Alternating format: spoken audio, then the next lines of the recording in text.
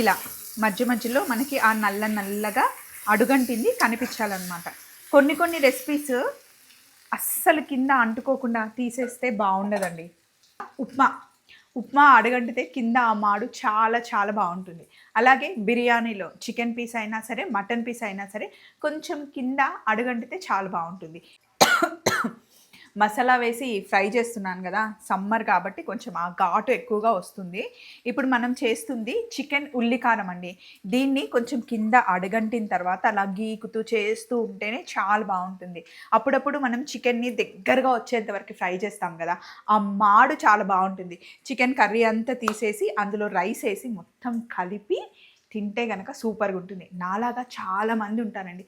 మీకు ఇష్టమా అడుగంటిన upma, biryani, chicken fry, అలాగే మొత్తం పచ్చడంతా చేసేసిన తర్వాత కింద పచ్చడి కొంచెం మిగులుతుంది కదా, అందులో రైస్ వేసుకొని తినడం ఎంతమందికి ఇష్టం అండి? మీరంతా ఒకటే బ్యాచ్ కదా, మా బ్యాచ్ కదా, ఐ ఫైన్.